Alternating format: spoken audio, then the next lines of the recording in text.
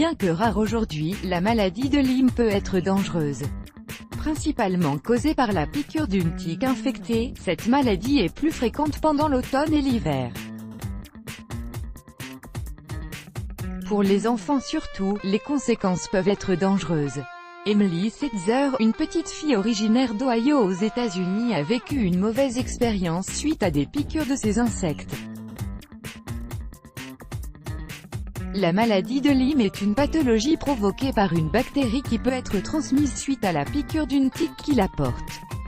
Normalement, les organismes hôtes de cette bactérie sont certains animaux comme les oiseaux, mais quand les tiques se nourrissent de leurs dépouilles, elles sont alors contaminées. Comment peut-on entrer en contact avec les tiques? Il est possible d'entrer en contact avec les tiques en touchant des feuilles d'arbres ou autres plantes, surtout pendant la saison d'automne et de printemps. Généralement, les piqûres des tiques ne sont pas douloureuses, et passent souvent inaperçues au début. Les symptômes de la maladie de Lyme évoluent en effet, suivant différents stades. Le premier se caractérise par une éruption cutanée, suivie d'une fatigue, faiblesse et irritation des yeux. Pendant les stades suivants, le sujet peut connaître des étourdissements ou encore la paralysie. Il est important de savoir que toutes les tiques ne portent pas la bactérie causant la maladie de Lyme.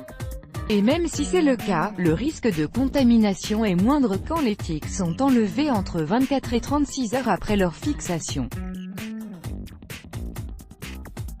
C'était justement le cas d'Emily Setzer. L'enfant avait des piqûres de tiques mais n'a heureusement pas été atteinte de la maladie de Lyme.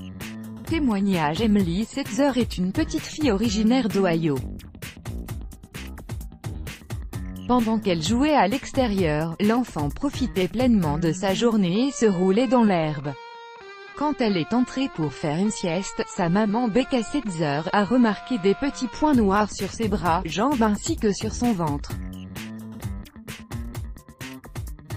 Croyant que c'était peut-être de la poussière ou des saletés, elle a essayé de les essuyer, et c'est là qu'elle a découvert qu'il s'agissait de tiques.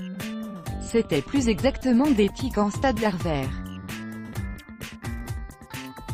Becca en a enlevé 150 du corps de sa fille, avant de lui donner un bain et de bien laver ses vêtements. Le lendemain, l'enfant s'est réveillé avec une légère fièvre et un ganglion gonflé. Becca a immédiatement emmené sa fille chez le médecin, qui lui a administré des antibiotiques.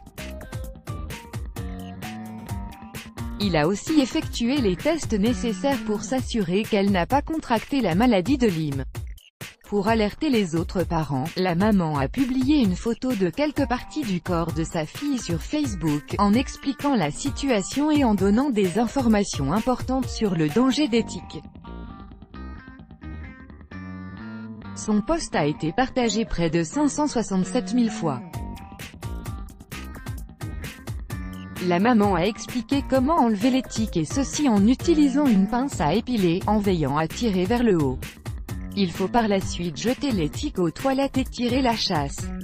N'essayez surtout pas de les écraser avec vos doigts.